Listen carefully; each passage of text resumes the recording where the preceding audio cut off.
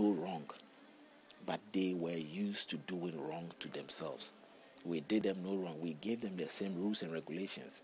That is Surah XVI 118. To the Jews we prohibited such things as we have mentioned to thee before. That is Surah 16, Surah 16, verse 118. To the Jews we prohibited such things as we have mentioned to thee before. We did them no wrong, but they were used to doing wrong to themselves.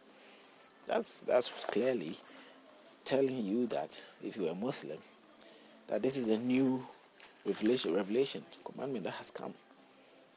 To you people, you've now been chosen, that you are the chosen people now. Even if they have done wrong to themselves, they have disobeyed the common rules that we have given them. Now I've given the rules to you, follow through. But even the rules, we are seeing contradictions there, which that's not much. But in terms of even the side that says that they should not eat false food, and that they were prevented from eating food and drinking the blood of the animal and all that, it is not really giving reasons in the Quran. But in the Bible it tells you, because blood is life, and since blood is life, they are not supposed to drink it or eat it.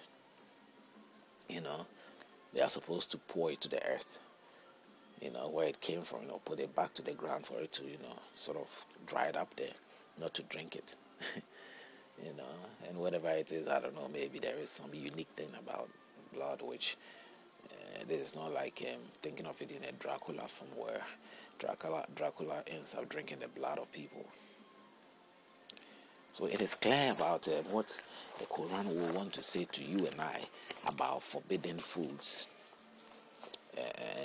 And the Bible also reveals about forbidden foods. So if we look at things that way, we can really understand clearly what the words have put forth has come from, and whether they sort of relate or have some understanding which we can base on to sort of make our decisions of what life really is about in terms of religion.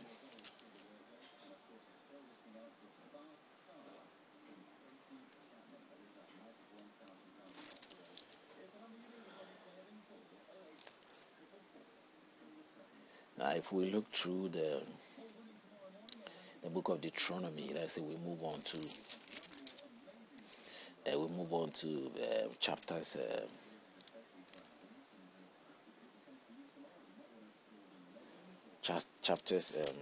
15. It is the year of release. At the end of every 7 years, you shall grant a release of debts. And this is the form of the release. Every credit who has lent anything to his neighbor shall release it. He shall not be required of his neighbor or his brother, because it is called the Lord's release. God giving the liberty for them to have, give out all the debt. People should be very nice and kind, and just release people from the debt that they owe them, the creditors. If somebody owes you £1,000, you just give it to that person, or just take the money, forget it. That is what this was to be done in that time. It can't be followed now. People don't even follow. Even if it can, it won't be done. If I take money from anybody, can you just give it to me? I mean, the credit thing goes on today, which something to do with credit cards and credit checks. Probably I've got something similar, that if your records can be rubbed away, sometimes can be cleared if a certain period of time passes.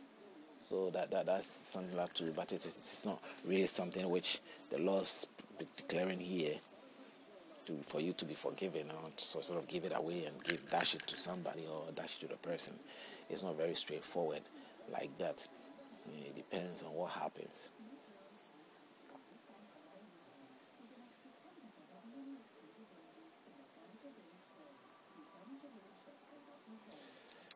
In 16, it talks about the 3 appointed feast. Observe the month of Abib and keep the Passover to the Lord your God. For in the month of Abib, the Lord your God brought you out of Egypt by night. You understand? When that day came, when God did that wonderful work for them, or releasing them from certain harmful situations that they were in, or uncomfortable situations that they were in terms of being in Egypt, they must observe that day. It's like any day of any festival, a memorable day. They sort of prepare that day, make it a feast, and do all sort of things. So they've been told to do that.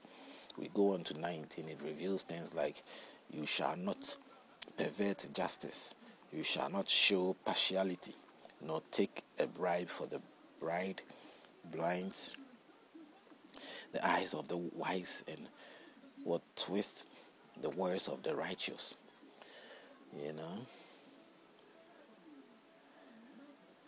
You shall not pervert justice, you shall not show partiality, nor take a bribe, for the bribe blinds the eyes of the wise and twists the words of the righteous.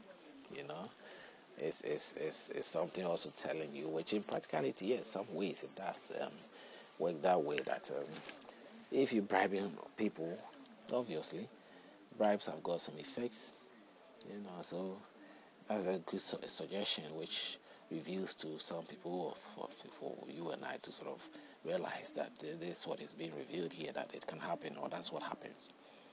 And you must not pervert justice. Let things happen. Don't try to pin your ideas and try to favor somebody over the other person. That is not right. Using any means of that nature is not. I think judgment should come from God. If God is doing the judgment, you don't need no perversion what comes in. But since it's the men doing that, then they are being advised in the Bible. It sort of lets you know that they are advising men. God is advising men, or whichever way they are being advised that, hey, guys, you cannot do that. It's wrong. So one had to really think of things, along that direction. You cannot do that. But if it is God, has spoken right here, it doesn't need to, and there won't be any kind of perversion will not go on. Everything will be genuine, because he already knows your situation. The Bible tells you that he reveals him as omniscient. He already knows all things. So he knows your situation. He knows what things are, and he won't, put that situation up for you. He won't put you into that situation, or he won't try to, pervert just and twist something around, or do something which is opposite of what is being suggested here. For the bribe, taking bribes and all that, it won't do that. God, it won't be necessary to bribe God. How much do you have to bribe God? You don't have that much. How can you bribe God? What will you use to bribe God? So I say these things must be left to God, not necessarily man.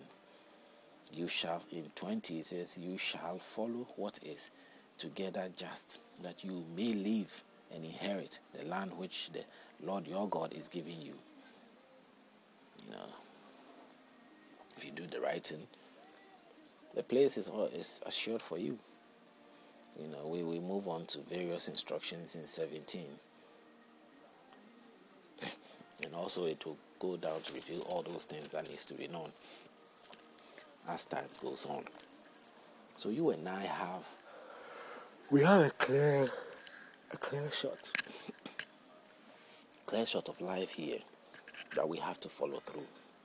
You and I have to be able to understand what truth is, what lies are.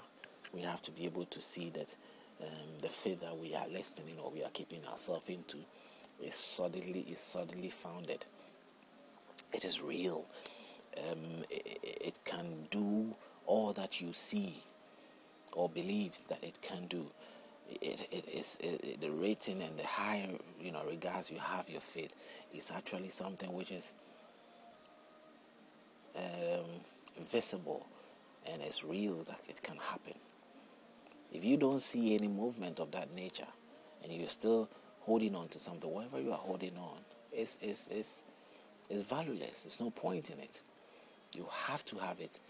Make sure that it is right, and allow that rightness of it to sort of dominate your life.